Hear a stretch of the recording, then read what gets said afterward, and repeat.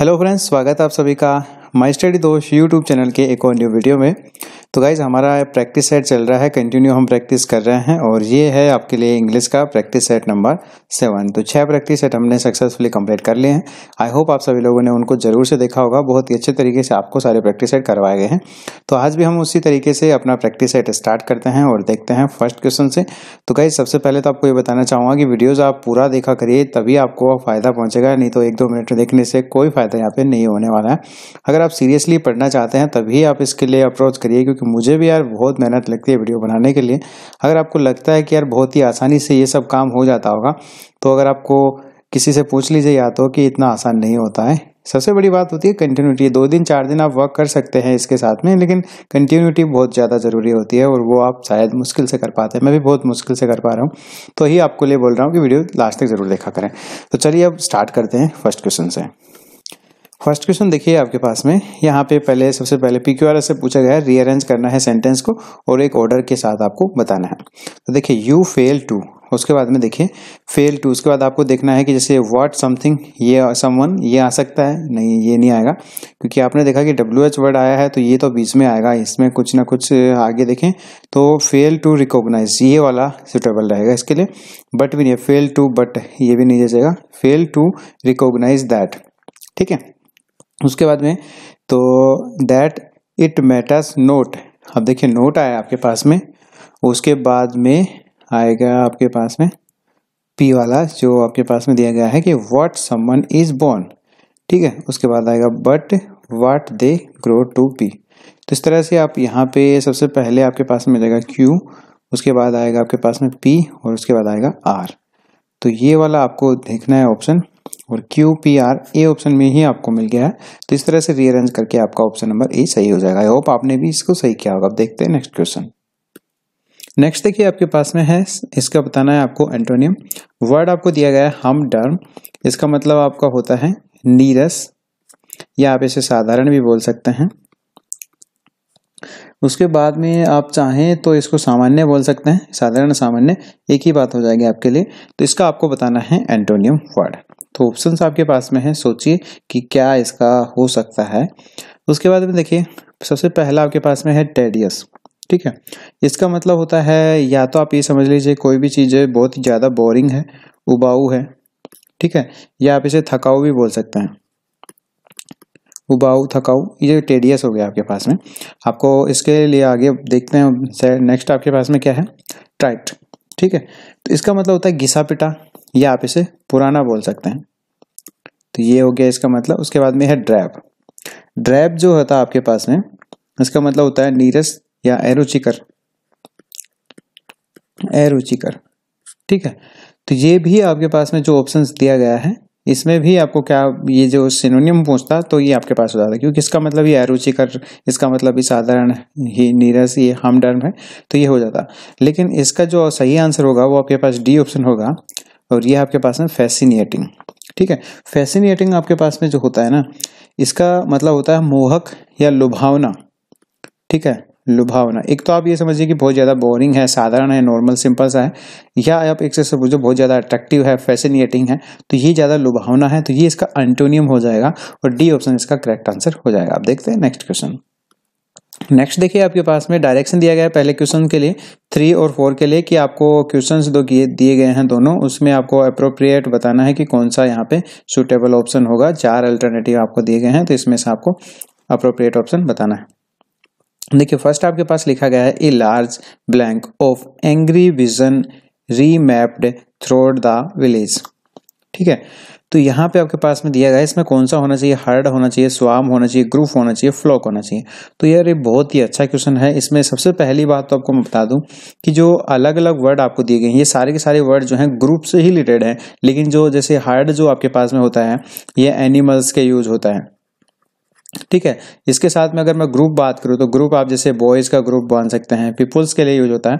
स्वाम जो होता है आपके पास में, ये पक्षियों के लिए तो यूज नहीं होता है, लेकिन जैसे आपके इंसेक्ट्स हैं, जैसे इंसेक्ट्स हैं कीड़े मकोड़े, उनके लिए यूज होता है। जैसे बीज हो गया, आपकी मधुमक्खियां होगी, तो इन सब के लिए होता है। फ्लोक जो होता है ना आपका, ये पक्षियों के लिए यूज होता है, ठीक है।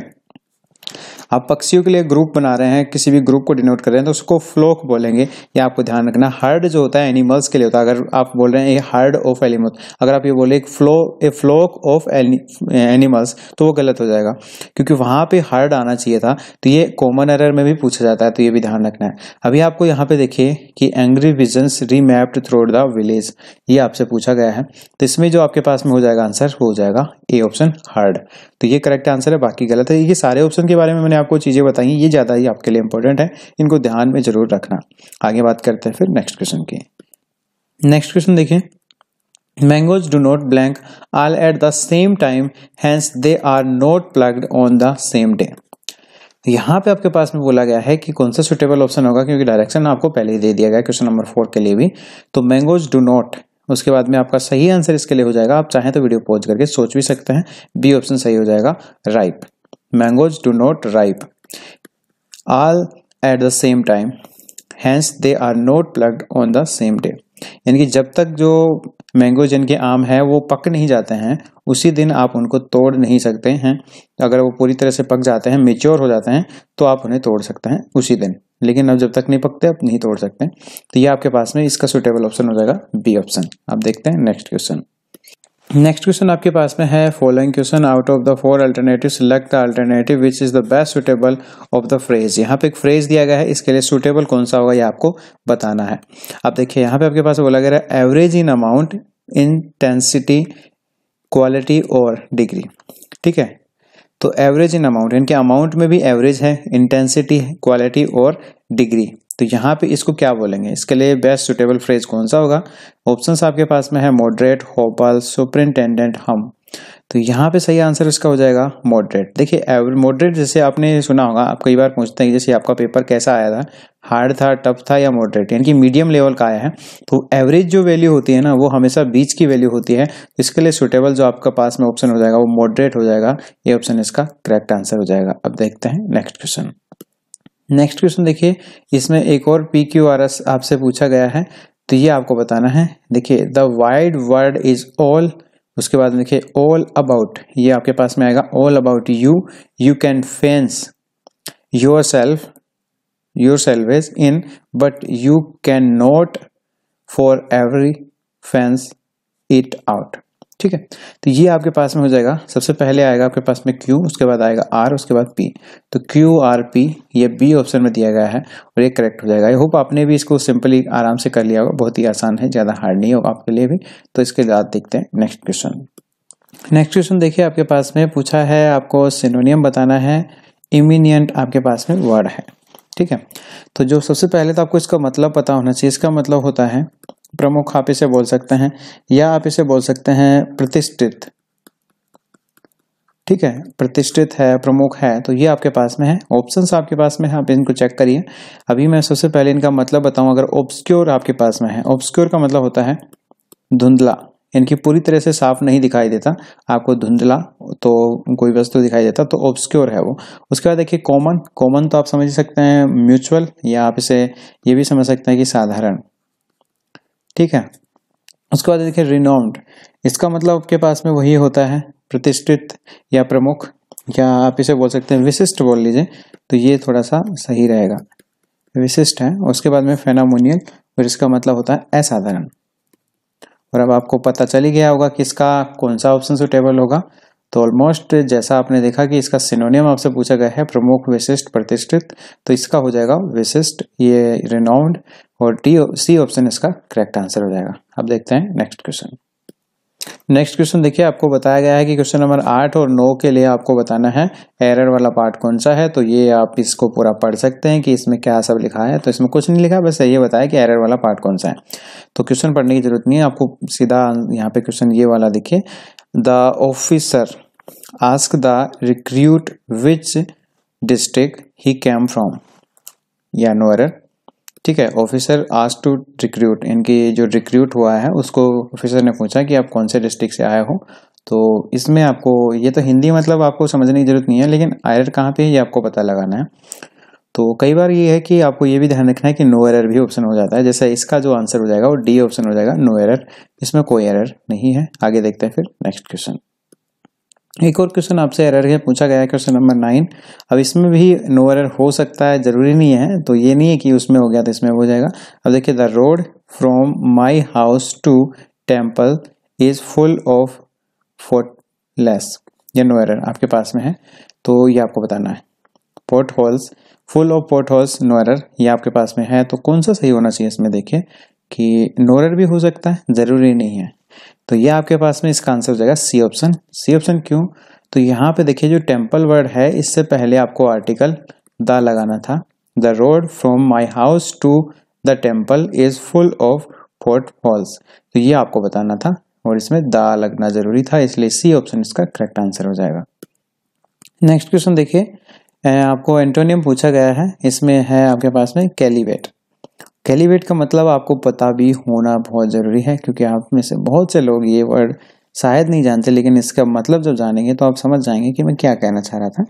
इसका मतलब होता है आपके पास में अविवाहित, या आप इसे बोल सकते हैं कि ब्रह्मचारी भी बोल सकते हैं, क्योंकि जब तक विवाह नहीं हुआ तब तक तो आप ब्रह्मचारी ही हैं। ठीक है, तो ये आपके पास में वर्ड है कैलिवेट, अविवाहित, ब्रह्मचारी। ओके, इसका बताना है आपको एंटोनियम, तो क्या इसका एंटोनियम हो सकता है? ऑप्शंस आपके पास में है, और देखिए इसका आंसर हो जाएगा सी ऑप्शन, प्रोमिसियस। ठीक है, इसका मतलब होता है कामुकतापूर्ण। ठीक है, कामुकतापूर्ण, तो सी ऑप्शन इसका जो है सही आंसर हो जाएगा। उसके बाद देखिए आपके पास में है कैस्टल, तो इसका जो मतलब होता है वो शालीन होता है, सादा होता है। वर्टियस आपके पास में है, इसका मतलब होता है सदाचारी, पवित्र। ये सब मतलब इनके हो जाएंगे। बाकी अभी आप यहाँ पे देखिए तो इसका आंसर की में मेन बात करनी थी, वो सी ऑप्शन हो जाएगा। अब देखते हैं नेक्स्ट क्वेश्चन। नेक्स्ट ऑप्शन आप क्वेश्चन देखिए, सॉरी, तो आपके पास में है कि select the word which is correct spelling. तो करेक्ट कौन सा है? 3 गलत होंगे, 1 सही होगा, कौन सा होगा वो तो आपको ढूंढना ही पड़ेगा। और इसमें अगर मैं बात करूं तो यहाँ पे सी ऑप्शन जो है आपके पास में मोबिलिटी, ये जो है आपके पास में ये सही हो जाएगा। और mobility means the ability to move freely and easily. ठीक है, ability to move freely and easily is called mobility, so C option is correct है। आप देखते हैं नेक्स्ट क्वेश्चन। नेक्स्ट क्वेश्चन देखिए आपके पास में सिनोनियम पूछा है इसमें, और स्नेच आपके पास में है, इसका जो मतलब होता है वो होता है बलपूर्ण। ठीक है, बलपूर्ण इसका मतलब होता है। और अब इसका देखिए कि क्या होना चाहिए। सिनोनियम आपको पूछा है, स्नेच वर्ड है आपके पास में, और इसका करेक्ट आंसर आपके पास में जो हो जाएगा वो हो जाएगा ऑप्शन नंबर डी ऑप्शन। तो इसका मतलब भी सेम कुछ ऐसा ही होता है। इसका मतलब अगर मैं बात करूं वैसे अलग से, तो इसका मतलब होता है ऐंठन। ठीक है, ऐंठन, मरोड़, मरोड़ तो समझ सकते हैं। ठीक है, रस्सी में जैसे वो होता है ना ऐंठन, मरोड़, तो ये वाला है। इसको भी इसका होता है बलपूर्वक, तो बल की वजह से ही ऐंठन आता है, मरोड़ आता है, तो ये इसका सही आंसर हो जाएगा। सिनोनियम इससे पूछा गया था। अगर मैं बात करूँ आपके पास में ये ऑप्शन की, डिटोनेट, तो ये आपके पास में होता है विस्फोट करना, विस्फोट करना। ओके, उसके बाद में है अगर मैं बात करूँ कॉन्फर, इसका मतलब होता है प्रदान करना, कोई भी चीज़ है उसे प्रदान करना। उसके बाद में आपके पास बी ऑप्शन बचा है, बिक्वेत आपके पास में है, इसका मतलब होता है वसीयत करना। ठीक है, वसीयत मैं यहाँ पे लिख देता हूँ, वसीयत करना। ओके, तो हमें करेक्ट आंसर ढूंढना था, डी ऑप्शन हो जाएगा। अब बात करते हैं नेक्स्ट क्वेश्चन की। नेक्स्ट क्वेश्चन नंबर है आपके पास में 13, और इसमें ज़्यादा कुछ पढ़ने की जरूरत नहीं है। क्वेश्चन में जो इंस्ट्रक्शन दिए गए हैं इसमें बस इतना जान लीजिए कि आपको पूछा गया है कि डायरेक्ट इनडायरेक्ट इसका बनाना है। तो क्वेश्चन की तरफ मूव करते हैं फिर। और अब देखिए यहाँ पे क्वेश्चन आपके पास में, the holy prophet said God helps those who helps others. ठीक है, तो इसका आपको बताना है। और अभी 3 ही ऑप्शन आप देख पा रहे होंगे, चौथा ऑप्शन भी मैं दिखा दूंगा, लेकिन अभी बता दूं आपको कि इन 3 में से कोई ना कोई एक आंसर है। इतना भी आप सोच लीजिए, और चलो फिर चौथा भी आपको दिखाई देता है, ये है 4th ऑप्शन। और अभी आपको ऑप्शन सारे दिख रहे होंगे, आंसर नहीं, क्वेश्चन नहीं दिख रहा है, कोई बात नहीं, क्वेश्चन आपने पढ़ लिया होगा। करेक्ट आंसर किसकी हम बात करते हैं, तो इसका जो करेक्ट आंसर हो जाएगा वो हो जाएगा आपके पास में, वो हो जाएगा आपके पास में, सोचिए आप, मैं बताता हूँ तब तक आपको। और ये क्वेश्चन देख सकते हैं आप यहाँ पे, बी ऑप्शन इसका करेक्ट आंसर हो जाएगा बिल्कुल। देखिए यहाँ पे क्यों हो जाएगा, क्योंकि आप ये एक यूनिवर्सल ट्रूथ है और ये आपके पास में प्रेजेंट सिंपल में आपका होना चाहिए था, और ये सेम जैसा का जैसे लिखा गया है ना वैसा का वैसा होगा, क्योंकि एक यूनिवर्सल ट्रूथ है। The holy prophet said the God helps those who helps others. तो कुछ चेंज नहीं करना था इसमें, सेम ऐसा कैसा रखना था। ओके, तो ये समझ में आया होगा। अब बात करते हैं नेक्स्ट की। नेक्स्ट देखिए आपके पास में क्वेश्चन नंबर 14 है। इसमें आपको बेस्ट सुटेबल फ्रेज बताना है जो आपको क्वेश्चन में दिया गया है। तो फ्रेज मतलब आप ये समझ लीजिए कि आपको वन वर्ड पूछ रहा है, इसके लिए वन वर्ड हो जाएगा क्योंकि ये वन वर्ड दिए गए हैं और एक फ्रेज दिया गया है। A factory where workers are employed at very low wages for long hours under poor conditions. Meaning आपको समझ में आ गया होगा कि एक फैक्ट्री है जहां पे वर्कर जो एम्प्लॉय के रूप में काम करते हैं बहुत ही लो वेजेस मतलब बहुत ही कम मजदूरी पर और लंबे समय के लिए काम करते हैं और अंडर पुअर कंडीशंस बहुत ही खस्ता हालातों के अंदर वो काम करते हैं। तो आप इसके लिए अब सोचिए क्या हो सकता है एक वर्ड। और 14 है, इसका जो आंसर हो जाएगा डी ऑप्शन हो जाएगा, स्वेट शॉप। ठीक है, स्वेट शॉप इसके लिए करेक्ट आंसर हो जाएगा। बात करते हैं नेक्स्ट क्वेश्चन की। क्वेश्चन में 50 नंबर अभी आपका बचा है। इसमें डायरेक्शन दिया गया है कि एक्टिव पैसिव वॉइस है। बस इतना देख लिया आपने। अब आगे हम फिर देखते हैं क्वेश्चन में क्या बोला गया है। तो देखिए ज्यादा कुछ देखने की जरूरत नहीं है इसमें, सिर्फ क्वेश्चन देखो कि एक्टिव पैसिव का है तो हमें पता है कि एक्टिव पैसिव में क्या करना होता है। अब देखो क्वेश्चन है आपके पास में, आई सा the master conducting the orchestra. ठीक है, ऑर्केस्ट्रा, ठीक है, कंडक्टिंग द ऑर्केस्ट्रा। तो यहाँ पे आपके पास में है आई सा the master conducting the orchestra. तो इसके लिए आपको बताना है कौन सा सुटेबल आपके पास होने वाला है और इसमें आपको देखना है कौन सा सुटेबल होगा। तो देखिए भाई कौन सा सुटेबल हो सकता है, तब तक मैं भी वेट करता हूं आपका। सो गाइस इसका आंसर हो जाएगा आपके पास में बी ऑप्शन, आई सा the orchestra being conducted by the master. तो ये इसके लिए सुटेबल आंसर हो जाएगा। और इसमें जो ये है आपके पास में ये पास्ट टेंस है, केस ऑफ पास्ट टेंस। ठीक है, तो ये आपने कर लिया होगा और इसका बी आंसर करेक्ट हो जाएगा। तो बस फिलहाल के लिए हमारे पास में इतने ही क्वेश्चंस हैं। आगे क्वेश्चंस और भी हैं, वो आपके पास में रीडिंग कॉम्प्रिहेंशन यानी कि पैसेज से हैं, तो वो हम यहाँ पे नहीं कर रहे हैं। उसके लिए आपको क्या करना है कि टेलीग्राम ग्रुप ज्वाइन नहीं कर रखा है तो कर लेना, नहीं तो ऑलमोस्ट हमारे पास में सभी लोग आप जो देख रहे हैं जुड़े हुए होंगे। वहाँ पे पीडीएफ फाइल मिल जाएगा विद फुल सॉल्यूशन, जो भी आपका है वो पूरा का पूरा आपको पीडीएफ फाइल में मैं दे दूंगा। वहां से डाउनलोड करके भी आप इसका रिवीजन कर लीजिए। रिवीजन करने के साथ साथ पैसेज को भी आप सोल्व कर लीजिएगा। बहुत ही इंपॉर्टेंट सारी चीजें आप सभी लोगों के लिए, और उस पीडीएफ फाइल को जरूर देखिएगा, आपके लिए बहुत ही हेल्पफुल रहेगा। और जो लोग नहीं ज्वाइन कर रखे हैं वो जरूर ज्वाइन कर लीजिएगा, लिंक डिस्क्रिप्शन में है। फिर भी नहीं होता है तो प्ले स्टोर में जाइए और वहां पे आपको टेलीग्राम का एप्लीकेशन मिल जाएगा, डाउनलोड कीजिए। अपना रजिस्टर करने के बाद में वहां पे सर्च कीजिए माई स्टडी दोस्त, आपको वहां पे मिल जाएगा। ठीक है, तो वीडियो को जरूर से लाइक करना यार, सभी लोग अपना सपोर्ट बनाए रखें। इसके लिए आप सब शेयर भी करिए अपने दोस्तों के साथ में, और कोई समस्या हो तो आप कमेंट करना ना भूलें। चैनल पे नए हैं तो सब्सक्राइब करके बेल आइकन दबाएं ताकि लेटेस्ट नोटिफिकेशन आपको मिलते रहे। Thank you so much, bye bye, take care, all the best, see you soon.